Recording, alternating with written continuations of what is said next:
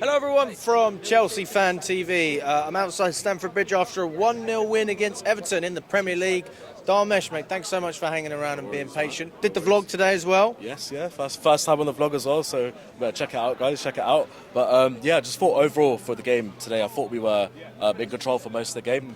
A bit of a questionable lineup in my opinion, where I thought Caicedo playing at right back, converting might have, I think, caused a bit of confusion with me, to be fair. I was like, oh, why is James not playing, for example? But then we saw how bad Reece James was against Fulham, and that's probably why Maresca's probably looked at that and said, oh, yeah, Caicedo might be best suited. And me and Charlie were literally saying together, we sat together today, we're literally like, oh, Caicedo's probably our best right back in terms of what we're going to do in the system. Yes, and definitely. The way he inverted, the way nobody went past him for that whole game, and even the second half when he got into midfield when Lavia came off, I thought he was absolutely brilliant today. And I'm going to say it's now for me, player of the season for me, Moises Caicedo. Just gets better and better every game, and it's worth every single penny that we pay for him. But he stood out for me. I thought CHALOBAH, shout out to him as well, did really well based on today. Levi Colwill, and you won't believe what I'm saying, but Robert Sanchez, man, actually had a good game today. That's probably his second best performance after Bournemouth away, I thought. Yeah. So, made two crucial saves as well for us, and was sometimes commanding the box. A bit shaky in the first half where he dropped a few crosses and stuff, but apart from that, I thought he had a good game just based on that. Obviously, not saying he's gonna transform our season. He's not gonna be the goalkeeper that we want, but. It's a good confidence builder for the end run of the season, and shout out to Romeo Lavia as well. I thought as well, the first 65 minutes that you played in God knows how long as well. I thought he was excellent on the pitch for us. I'm surprised he managed to get 65 minutes out of it. Yeah, do you know what? Yeah, literally said Charlie as well. Like, I'm surprised that he actually stayed on for this song, because I thought he'd come off at half time, maybe try Maresca try and manage his minutes a bit more. I would have been happy with 45.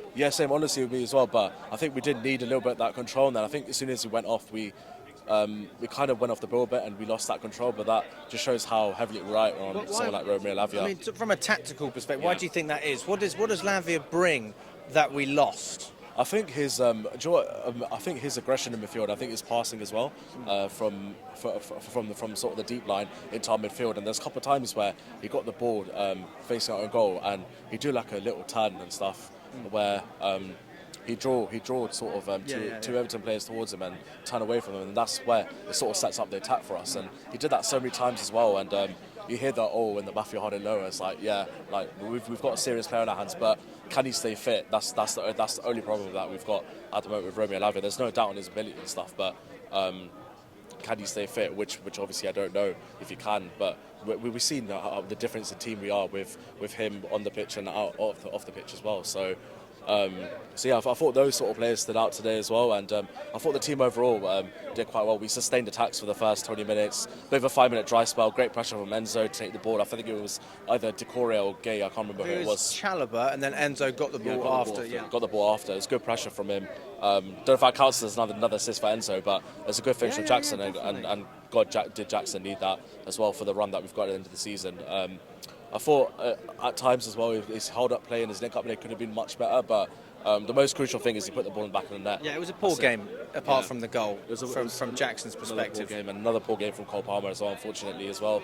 I think it's come to the norm that Palmer's not having the best sort of second half of the season, and it's good that other players are contributing, but when we want that sort of X factor, that wow sort of moment or a moment of nothing, Cole Palmer's our player for that, and it's kind of hard to sort of take him off because he's the only player in our sort of team that is capable of doing that. So yeah, it's really interesting to see how he takes these next sort of 4 or 5 games into his stride now. Why do you think he was playing so much deeper today?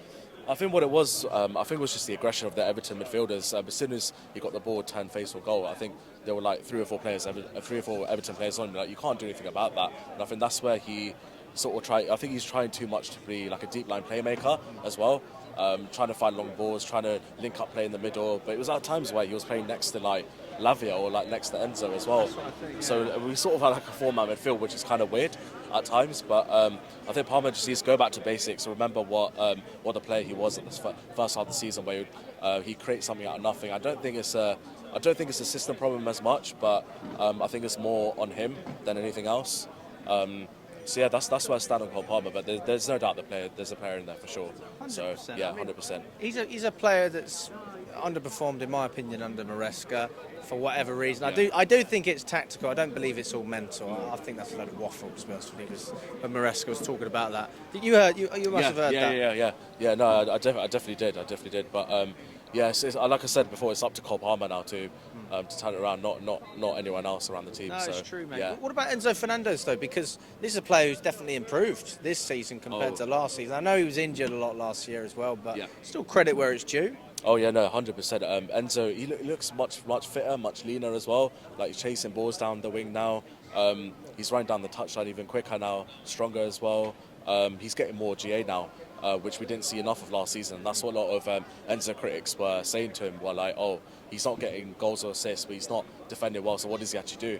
But we've seen this season he's box crashed a lot, which I'm not saying it's a bad thing at all. It's a good thing. Where he's chipped into the team now. He scored vital goals for us as well. Look at Tottenham, both Tottenham games turned the flippers head for us. The Villa goal at the start of the season as well, and he's a real leader in our team now. And I thought it was one of his sort of quieter games today, but I still think he put a shift in for us, as always. And then just finishing off on the wingers, we had Neto on the right, Madueke on the left. I can't remember the last time if I've ever seen Madueke play on the left. Can't actually remember it. I think maybe as a sub appearance or maybe in one of the dead rubber FA Cup or Carabao Cup games that we had. But I thought both of them had good games today. There was one point where Neto absolutely spun Gay down the right wing in the first half, and some of the crossing that they both put in today. Like if we had a clinical sort of bagsman up front, someone who knows how to pull the back of the net. We'll get at the end of these crosses that they're putting in. So literally, it's mad how these sort of 4-5 last games can change someone's perspective on a player, for example. Now's their chance to really lock in, kick in now, and end the season highly for us. So I'm happy with sort of their progression, but obviously we want more. You think we can finish in the Champions League? I still think we won't. I think as soon as Fofana got injured for us, I think that for me in my mind I was like, I don't think it's there for us this season, and some of the points that we dropped. But we've seen previously in the season where we've had this sort of tough run that we've got through. Who knows, we might get through it again, but personally I don't think it will happen, unfortunately. I think Newcastle on form right now, Nottingham Forest obviously on red hot form. Manchester United is always a tough game for us, regardless of how bad they are at the moment. It's always a tough game for us. We don't have much luck against them. Liverpool will be on a high, I think, from winning the league as well. But then never say never, man. You never know. You never know in football, man. So see what happens, we'll see bro. what happens. Pick up.